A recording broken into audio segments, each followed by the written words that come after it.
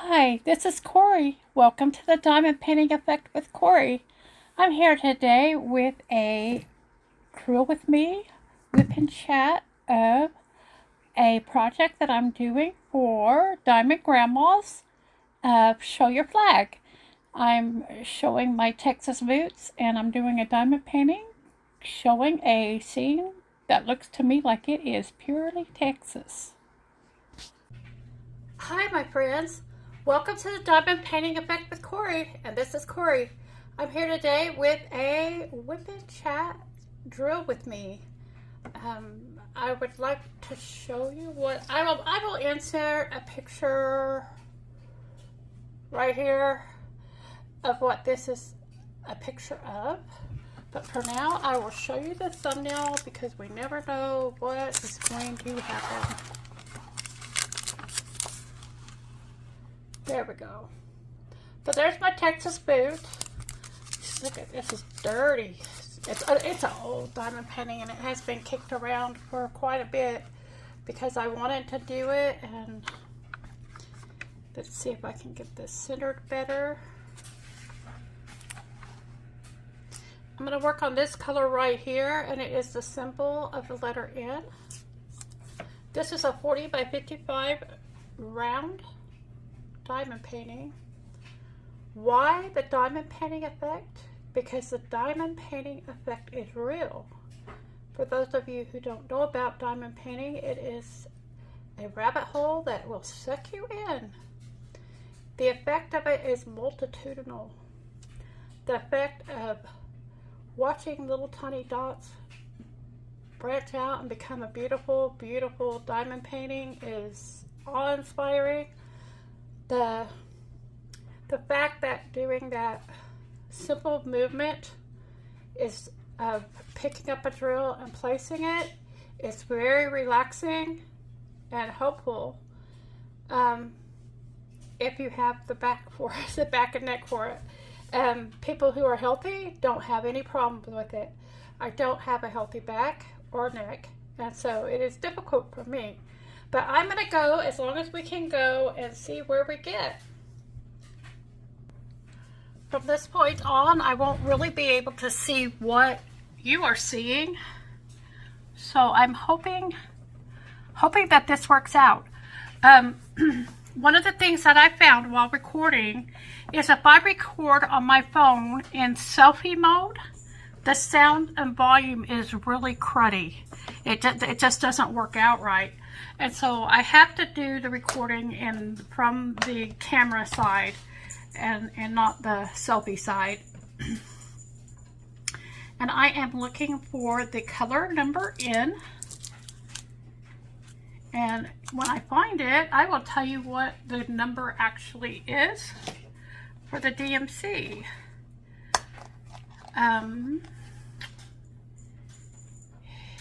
It is number 799. We are working on the sky here.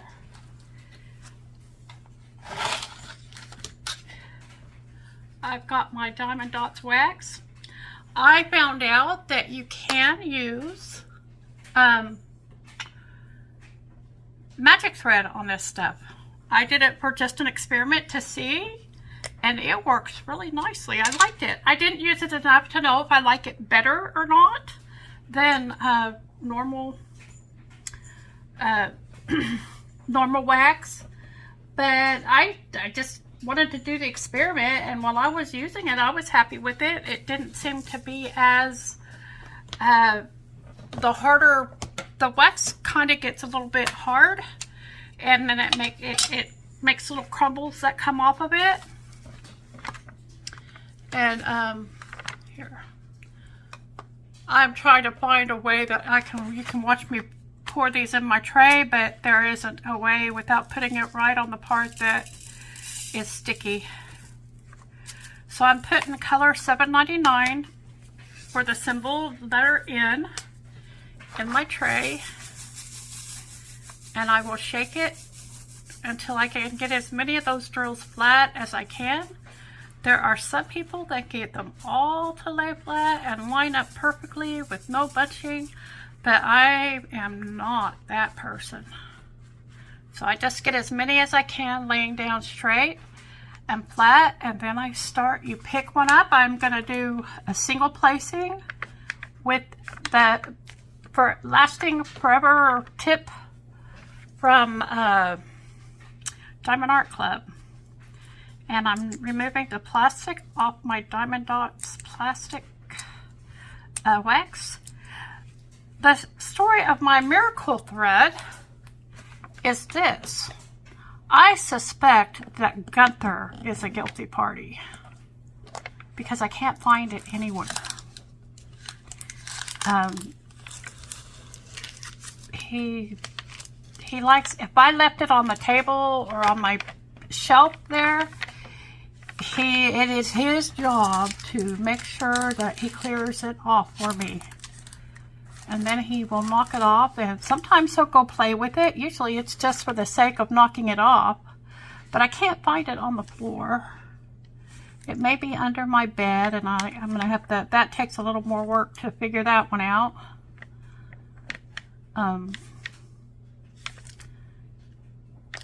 What I used to do is whenever my son came home, I'd say, will you go look under my bed for such and such? Because I'm of that age where I can get down to look, but I can't get back up. It's very difficult to get back up. Gone are the days where you hop down and hop back up. So, one of the things I have not liked about this diamond painting came from Color Whisper on AliExpress. I haven't checked to see if they've opened up again. So some of these stores are opening up. They're coming back. I don't know if there's an exact deadline, but I know it's kind of been a rolling thing from what I've been watching. So anyway, it's from Color Whisper. And they have the training circles here. And that is something that's kind of why I'm... See, there's a pink crumble right there from the wax. And see, I got distracted and don't know what I was saying, and I left y'all hanging with another sentence. I am so bad about that.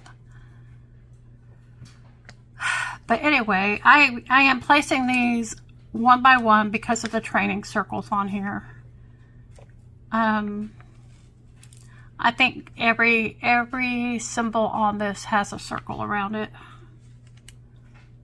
And the thing that it's bad about it is from the angle I'm at, I am covering the circles, but the circle's just big enough that it really, there's no way to cover it. Got a straggler, I'll pop him down right there. And I really like my miracle thread because all these pink crumbly things are not fun to deal with.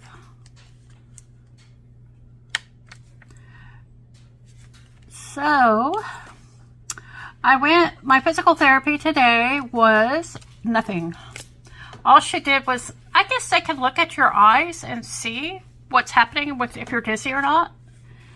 And I knew I wasn't having a bad day when I went. But she told me if you don't have the Eppley maneuver, if you are not dizzy, that, at least for me, I don't want to do the Eppley maneuver because of the other things that are going on. It could make everything worse. So, unless I'm actively dizzy, you don't do the Eppley maneuver. And until they find out what is wrong, she wants me to avoid it if I can. Which... everybody else talks about the magic of the Eppley maneuver. Well, it has not been magic for me. But anyway, when I went to town this morning, it was a little bit later, so I didn't need to worry about the sunrise.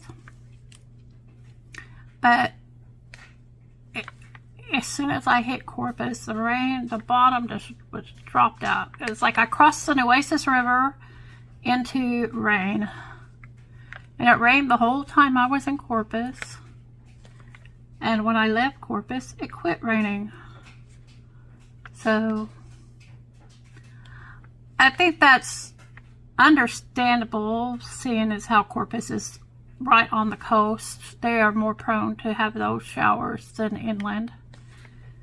And the temperatures did drop overnight, which I'm kind of happy about. They didn't drop really low, but I had a miserable night. It's like, it's right on the edge of needing to turn the air conditioner on, but I knew it was going to cool down. And so I didn't want to turn the air conditioner on. It was too hot for blankets, but yet that's how you get comfortable at night, is cozying under your blankets. So my blankets were on and off, and the fan was on, not quite cutting it. I did have 2 dogs and 2 cats keeping me warm.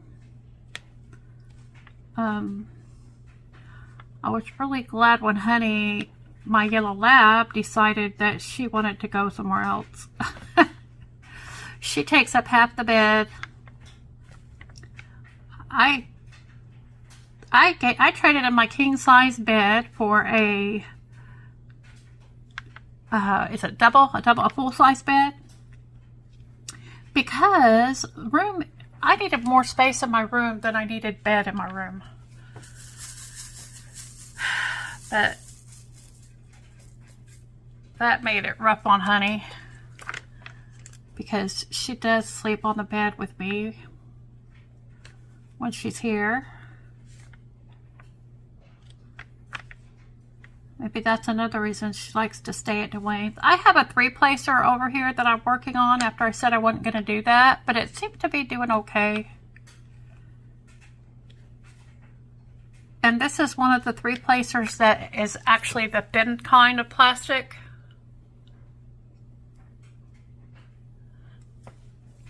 I hate those other kind of 3-placers. I only use them if I have to.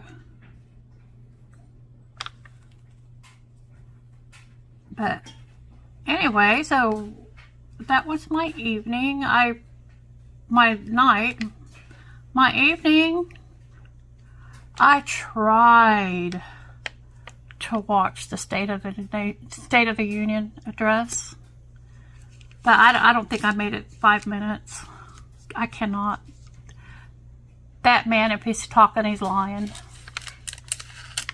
I'm sorry. Not sure he knows what he's saying, and if he does know what he's doing, he's a very evil man. That's my opinion, and I'm sticking to it. There's no way, I cannot see how there's any way he has the interests of our nation at heart.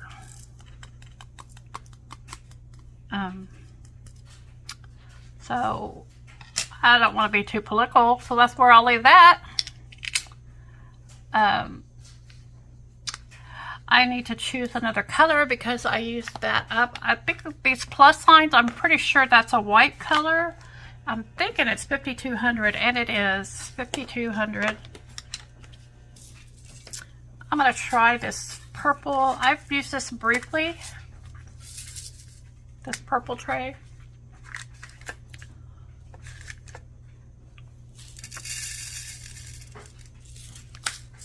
And the jury's still out on this thing too. Just try to line them up as good as I can.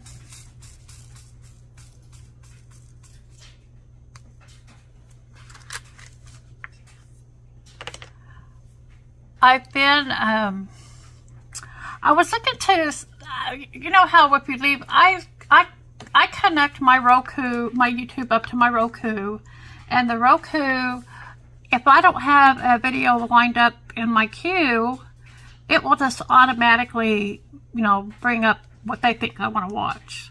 Well, I was kind of letting it go yesterday because I was busy. But I was, you know, I was still kind of paying attention when I wanted to or needed to or whatever. When I was able to, I guess is what I should say. And there was one girl from the Netherlands that came on, and she showed a heaven and earth project she's working on that's called Tulip Tranquil, and I thought that was a pretty, tulips are my favorite flower, and it's very simple, but I mean, you can tell the confetti is real in it because it's a very multicolored, and but it's not a large project. So I was looking at that thinking, you know, that might be a good one to start on, just to see if I want to even do anything really massive like I think I want to try. For me, it's just to know that I could do it. It's not that I want to get into it and go crazy with a bunch of heaven and earth designs. I just want to see if I can do one. And this one isn't really what I had in mind, but it would be a way to get started, and the pattern for that isn't very expensive. I think if I wanted to get the kit from them, it's like $125. Okay, I don't know what happened, but my phone just died on me. So I'm back. I don't know what you missed.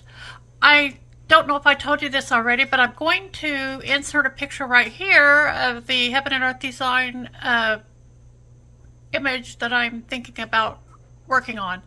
So that's for the tulip. I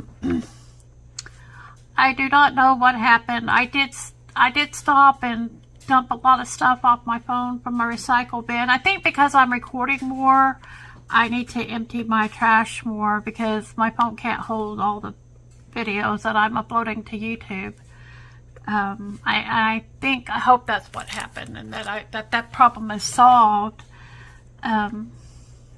Anyway, I'm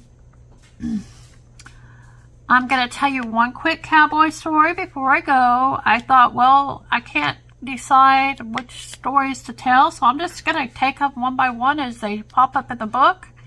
And some of them aren't all that exciting, but they're, I don't know, they're interesting, I guess. The next one that came up was a story. He names people's names, and these are real people. But I don't remember. I think his last name was Baker. But he was a 19-year-old boy. His family wanted him, they had hopes for him to get educated, go on to college, and, you know, I think this is like 1840s or whatever. Anyway, they had hopes for him. But he wanted to be a cowboy. He wanted to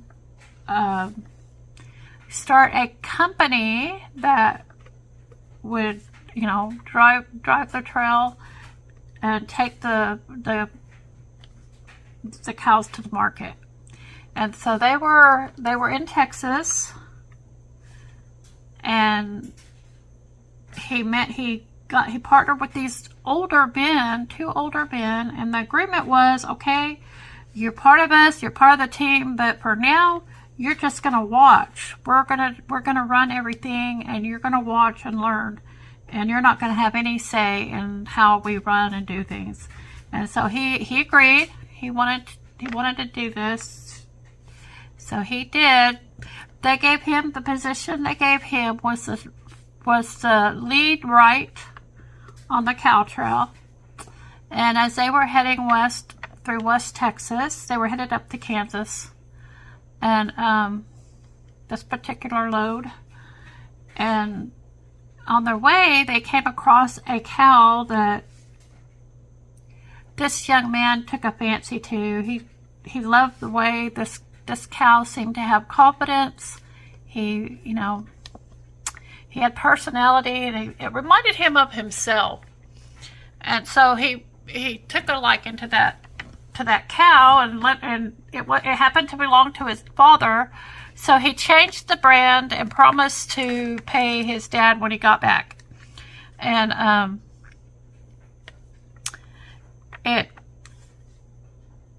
the cow, it just seemed to have the same feeling towards him.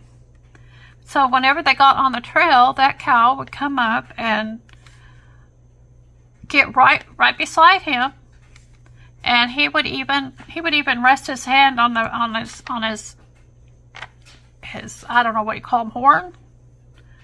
And as I drove along the trail, he just rested his hand on his horn, and that's how it went day to day. And they both were more or less just leading the cows.